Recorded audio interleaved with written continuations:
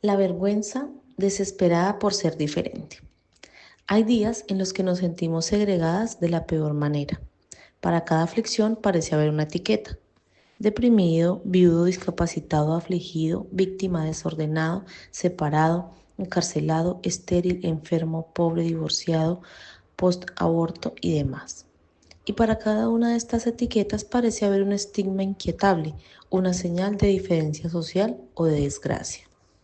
Recuerdo perfectamente que me sentía otra cuando estaba en la cafetería del hospital, arrastrando los pies hacia adelante con los ojos pegados al suelo. No quería ser vista como una de esas mujeres a los ojos de los trabajadores del turno. Aún así, allí estaba yo, una madre al margen, expuesta a la vista de todos. Me sentía recién etiquetada como menos que deseable, señalada como una mujer difícil de amar.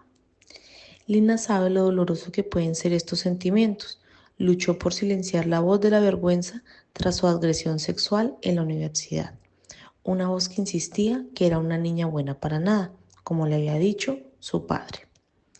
Cuando Lina por fin se atrevió a compartir su secreto con su futuro marido, temió que esto arruinara todos los ojos de él por su vida.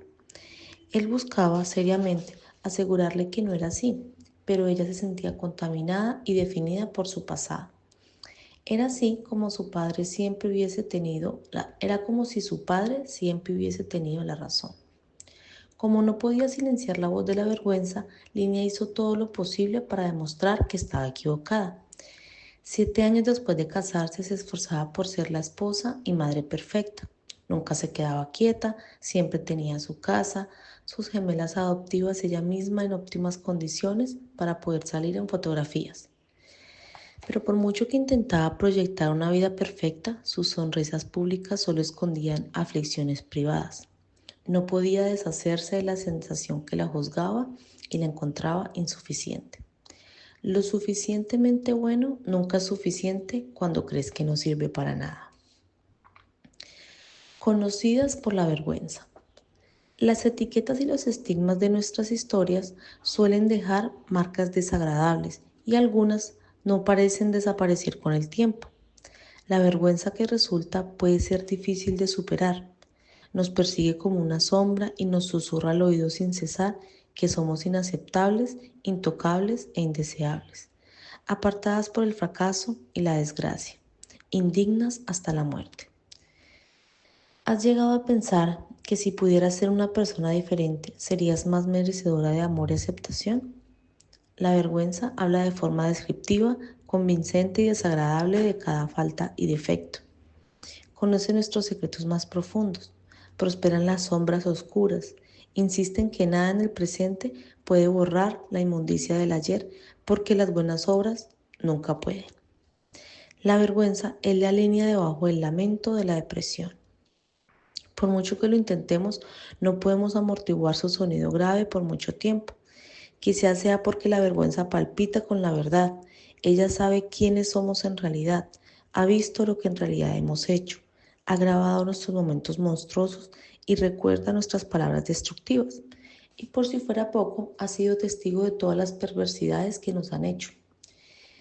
Si alguien descubre lo que ocultamos, estaríamos arruinadas, desamparadas. Como dice Salmo 88:5, ¿temes que se descubra alguno de tus secretos? ¿Crees que eres un producto dañado? ¿La vergüenza de tus manchas inconfesables o impenetrables te ha dejado sintiéndote abandonado entre los muertos? La vergüenza y la desesperación. La vergüenza puede impulsarnos a alejarnos del mundo o incluso de Dios. Por la desesperación o desesperanza podemos llegar a desear desaparecer o morir, las cuales son versiones extremas de esconderse. Recuerda a Elías, recuerda cómo en uno de sus días difíciles desapareció en el desierto y le dijo a Dios, según 1 Reyes 19:4, toma mi vida porque yo no soy mejor que mis padres.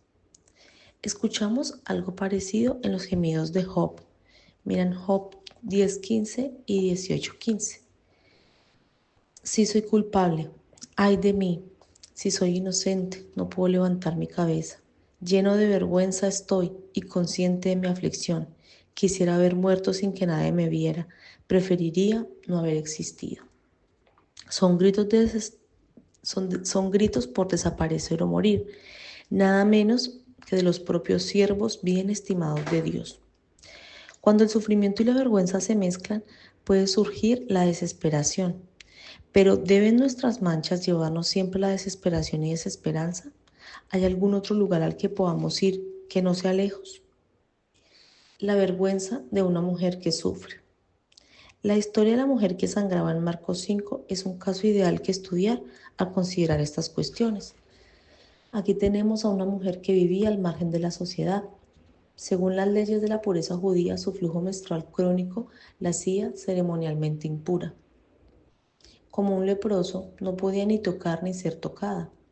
Todo aquello con lo que entraba en contacto se contaminaba al instante. Su enfermedad no solo la hacía socialmente inaceptable, sino que la hacía legalmente intocable y físicamente indigna de ser amada.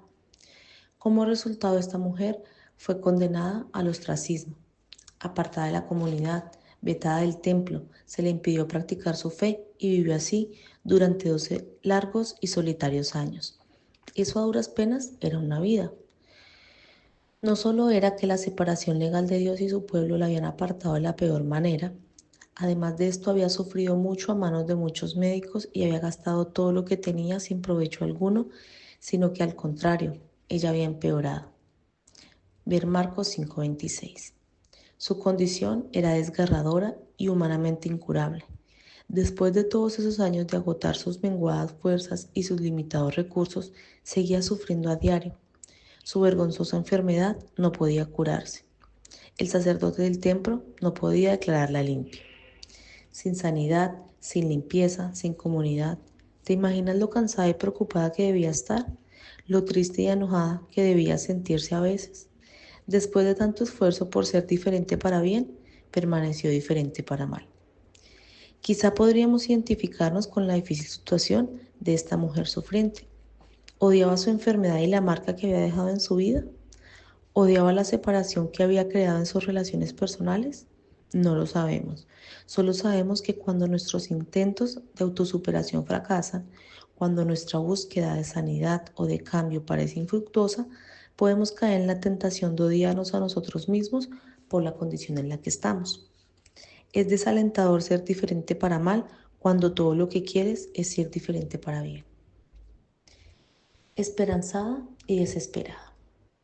Cuando la mujer de nuestro pasaje oyó hablar de Jesús, que él había sanado a muchos, de manera que todos los que tenían aflicciones para tocar a Jesús se echaban sobre él, tuvo que tomar una decisión inmediata.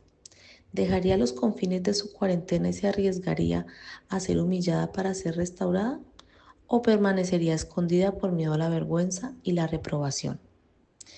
Como vemos en esta escena, decidió ir directamente a Jesús. La mujer estaba desesperada, pero esperanzada.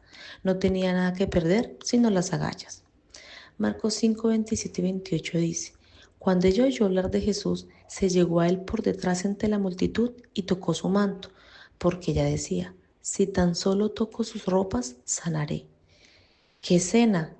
Que esta mujer intocable contaminara a la multitud ya era malo, pero que se acercara a Jesús por detrás y lo tocara, eso sí que es desesperación. Sin embargo, como sugiere un comentarista, no hay en su historia ni una pizca de cinismo ni una pizca de resignación. El miedo no le impidió actuar con esperanza. El miedo no le impidió actuar con la esperanza. Está repetido así en el libro. Hemos visto ejemplos de desesperación sin remedio en capítulos anteriores, pero aquí encontramos un ejemplo de desesperación y esperanza de coexistencia. Cuando nos vemos tentados a escondernos, sí hay otro lugar a donde ir que no sea lejos. La vergüenza no tiene por qué impulsarnos a la desesperación. Existe otra opción. ¿Qué hace la diferencia? Entonces, ¿cuál es la otra opción? ¿Qué diferencia de desesperación desesperanzada hacia la esperanza hay? Antes de desmenuzar este contraste, consideremos primero las afirmaciones de la mujer. Si puedo hacer esto, entonces seré esto.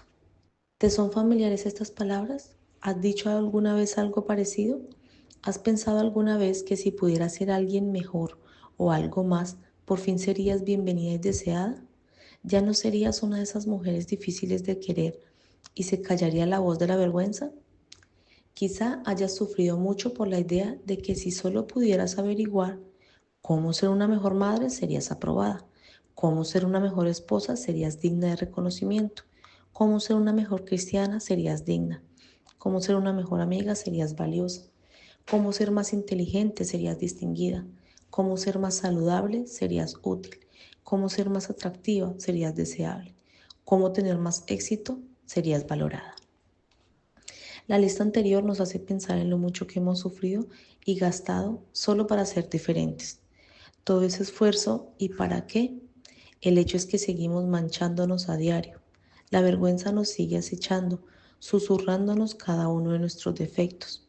A pesar de nuestros esfuerzos por ser diferentes para bien, solo nos sentimos diferentes para mal. Aunque las palabras de la mujer sufriente puedan sonar familiares, no son como los lamentos anteriores. El objeto de la fe de esta mujer era Jesús, no ella misma.